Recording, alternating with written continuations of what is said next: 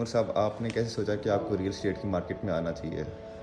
यार जब मैं यूनिवर्सिटी से ग्रेजुएट हुआ तो उस टाइम पे हर लड़के की तरह I was also the same. मुझे भी इतना एक्सपोजर नहीं था कि मुझे किस इंडस्ट्री में जाना चाहिए या और कौन सी इंडस्ट्री मेरे लिए बेहतर है। तो एट दैट पर्टिकुलर टाइम मैंने एक मार्केटिंग एजेंसी को ज्वाइन किया और further on I got to understand कि वो रियल स्टेट जो है प्रोजेक्ट को सेल करते हैं। तो इस तरह मुझे रियल स्टेट का एक्सपोजर होता रहा with the passage of time and it's been many years now I know many like insights of real estate. अच्छा, सेकंड मेरा आपसे सवाल ये है कि आपको आई गेस 5 साल हो गए इस रियल एस्टेट में, तो आपको क्या लगता है कि वर्टिकल प्रॉपर्टी में इन्वेस्ट करनी चाहिए या हॉरिजॉन्टल प्रॉपर्टी में इन्वेस्ट करनी चाहिए? सबसे पहले इन दोनों की नेचर को जानना बहुत ज़रूरी है करना कि vertical real estate is all about high rise mid rise और हॉरिजेंटल जो है वो plots it's all about land.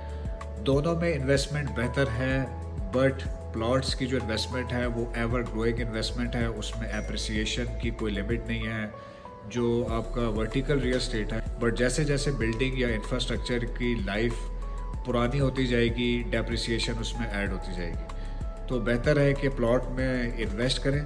But अगर आपको घर चाहिए या कमर्शियल चाहिए तो that can be a very good investment to.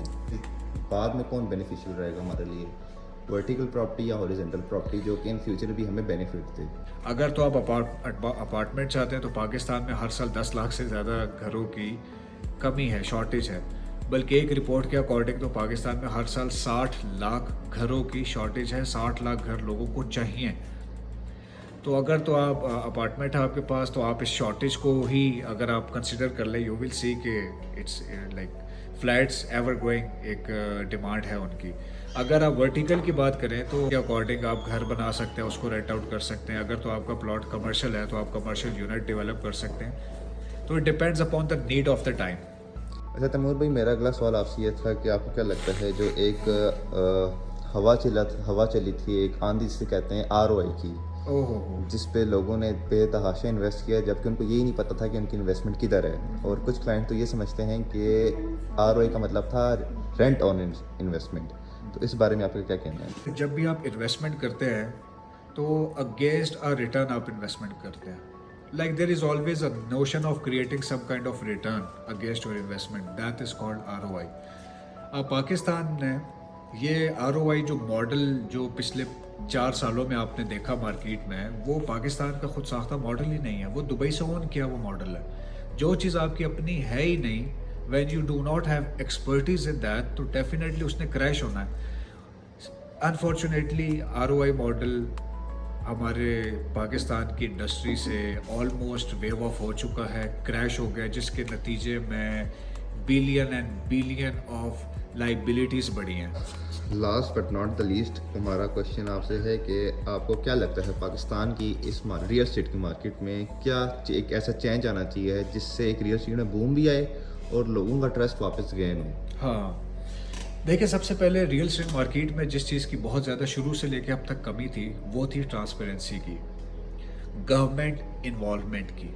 जब हम बैठ के दुबई की बात करते हैं तो वहाँ पे एक चीज़ बहुत आपने देखा होगा, एक ऐसा फैक्टर है जिसकी वजह से दुनिया भर वहाँ पे अट्रैक्ट हो रहे हैं, दुनिया के लोग, और वहाँ पे इन्वेस्टमेंट कर रहे हैं। रशियंस स्पेशली, रशियन इन्फ्लुएंस बहुत बढ़ता जा रहा है वहाँ पर।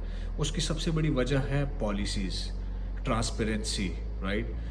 पाकिस्तान में अब गवर्नमेंट ने टास्क फोर्स बनाई है जो against this society mafia they are collecting information और उनके अगेंस्ट वो काम करेंगे। अच्छा, मैंने मुझे उसका सही आइडिया नहीं है कि जो 5 करोड़ तक इन्वेस्टमेंट करेगा हाँ, उससे सवाल नहीं होगा कि वो पैसा वो कहाँ से लाए, इन सेंस कि वो जी, ब्लैक मनी है या वो वाइट मनी है, जी, वो जी। उसका लेना देना है। तो आपको लगता नहीं है कि ये स्ट्रक्चर हमारी आज की यंग यूथ के लिए अच्छा नहीं है? क्योंकि उन्हें लगेगा कि यार ब्लैक मनी आ रहा है, जैसे मर्जी छापा, पाकिस्तान में पैसा कोई पूछने वाला नहीं है। IMF के अकॉर्डिंग, वर्ल्ड बैंक के अकॉर्डिंग पाकिस्तान में ऑलमोस्ट 60% जो पाकिस्तान की इकॉनमी है वो अनडॉक्यूमेंटेड इकॉनमी है। अब अनडॉक्यूमेंटेड इकॉनमी के साथ साथ उसको ब्लैक इकॉनमी का भी खिताब दिया गया। अब पाकिस्तान में जब ब्लैक इकॉनमी इज़ लाइक अनक्वान्टिफाइड और जिससे मुल्क को कोई फ़ायदा हो नहीं रहा और सबको पता है कि दिस इकॉनमी एग्जिस्ट, तो it is very much better कि जब एक चीज़ ऑलरेडी एग्जिस्ट करती है तो उसको डॉक्यूमेंटेड किया जाए, जिससे मुल्क की इकॉनमी में चीज़ें ऐड ऑन हो। अब 50 लाख तक की प्रॉपर्टी पे नो टैक्सेस, उससे ऊपर 5 करोड़ तक गवर्नमेंट ने FBR ने एक समरी भेजी थी, ऑल्दो जिसका अप्रूवल होने के बाद ही वो रिवर्स हो गई, बट अभी अंडर कंसिडरेशन है। Very soon this policy will be like officially announced. Overseas Pakistani जो हमारे हैं उनके लिए बहुत खुशखबरी ये है, बहुत बड़ी, कि अब गवर्नमेंट ऑफ पाकिस्तान उनकी इन्वेस्टमेंट्स को इनकरेज करने के लिए taxes out of 3% 2% FBR tax उन्होंने वेव ऑफ कर दिया है। जो पाकिस्तान में एक सर्टन अमाउंट से ज़्यादा जो डिक्लेयर्ड अमाउंट है गवर्नमेंट ने जो डिसाइड किया है इन्वेस्ट करेगा, उसके अगेंस्ट उसको गवर्नमेंट पासपोर्ट मिलेगा, उनको वेपन लाइसेंस भी इन्वेस्टमेंट के अगेंस्ट दिया जाएगा। तो ये बहुत अच्छी रेवोल्यूशन है, ट्रांसफॉर्मेशन है इस इंडस्ट्री के लिए। वो तमाम एक्शंस लिए जा रहे हैं जो मेरा ख्याल है साल पहले 2 साल पहले लेने बहुत ज़रूरी थे, but it's better late than never.